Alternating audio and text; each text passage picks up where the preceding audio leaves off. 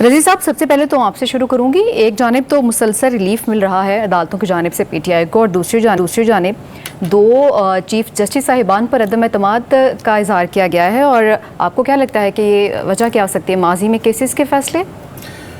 دیکھیے، آپ کے سوال سے پہلے میں ایک بات کلیئر کرنا چاہ رہا ہوں.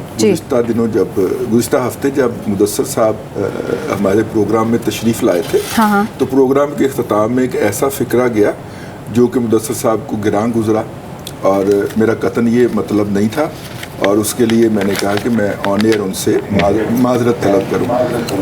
وہ اسرائے مذاق تھا. نہیں، اگر مجھے خدشہ بھی ہو کہ میرے کسی کلیگ کی ایسی کوئی بات. اور یہ اس لیے بھی ضروری ہے مدثر صاحب کہ اب کوئی دن جاتا ہے کہ ہمیں آپ کو وکیل کرنا پڑ جائے اسلام آباد اور پنڈی کی کسی عدالت کے لیے، تو اس لیے بھی ضروری ہے. اچھا، اور دوسری بات یہ ہے کہ دیکھیے، ایک حقائق ہیں جو کہ اینٹی ٹیررسٹ کورٹ کو نظر آ گئے تھے عمران خان صاحب کے معاملے کے اندر، اور وہ دو ہائی کورٹ کے ججز کو نظر نہیں آئے اور انہوں نے دیکھنے سے انکار بھی کر دیا.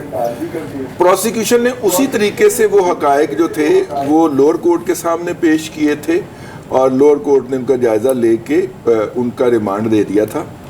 اور وہی حقائق جب ہائی کورٹ کے ججز کے سامنے پیش کیے گئے تو انہیں کہا گیا کہ یہ پڑھ کے سنائیے عدالت کے اندر، اور پھر انہی حقائق کو اٹھا کے پروسیکیوشن کے اوپر پھینک دیا گیا کہ جناب یہ تو کوئی حقائق نہیں ہے اور ہم ان کو نہیں مانتے. اب دیکھیے، وہی حقائق لوور کورٹ کے اندر ایکسیپٹیبل ہوتے ہیں، وہی حقائق اوپر جا کے تو نان ایکسیپٹیبل ہو جاتے ہیں اور ججز ان کا مذاق اڑاتے ہیں. اب میں ان دونوں رویوں کو نہیں سمجھ پایا. ہو سکتا ہے یہ دو مختلف عدلیاؤں کی بات ہو. اب آ جائیے، آپ نے جو سوال کیا تھا اس کے حوالے سے کہ انہوں نے جو عدم اعتماد کا اظہار کیا ہے، دیکھیے یہ ان کا ٹیکٹک ہے. اسی طرح سے وہ عدالتوں سے نپٹتے چلے آ رہے ہیں اور یہ تاثر گہرا کرنے میں کامیاب ہیں ابھی تک کہ ان کو عدلیہ کے اندر سے بہت زیادہ سپورٹ حاصل ہے، اور اسی سپورٹ کی بنیاد کے اوپر وہ اپنی پالیٹکس کو زندہ رکھے ہوئے ہیں اور اس امید کو زندہ رکھے ہوئے ہیں. آئی وش کہ آج عظمہ بخاری صاحبہ کا ذکر ہوتا، جن کے متعلق جو ہے وہ پی ٹی آئی کی سوشل میڈیا ٹیم نے کردار کشی کی ایک مہم چلائی ہے اور ایک جعلی فیک ویڈیو بنا کے اس کو پبلک کیا ہے.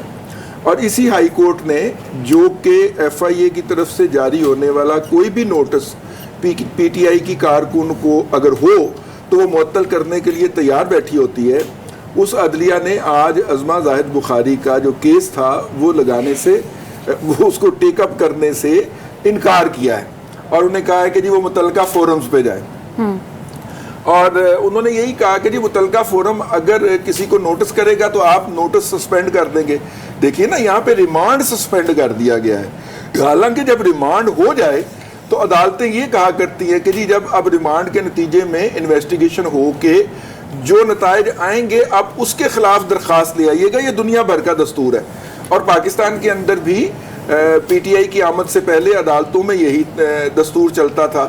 لیکن اب چونکہ نئے ہیں ضابطے اور نئے دستور ہیں، یہاں پہ آئین ری رائٹ ہو رہا ہے، تو سی آر پی سی پی پی سی کیا بیچتے ہیں آئین کے سامنے، وہ بھی ری رائٹ ہوں گے. تو بہرحال جو ہے وہ عدلیہ کو بلیک میل کرتے ہیں سوشل میڈیا کے ذریعے، ہر ریلیف لیتے ہیں اور ہر ریلیف لینے کے بعد پھر ججز کو گالیاں دیتے ہیں. بالکل اسی طرح کہ پریزیڈنسی میں بلا کے بانی P T I general Bajwa سے ملتے تھے اور جلسوں میں کھڑے ہو کے انہیں میر جعفر میر صادق کہا کرتے تھے.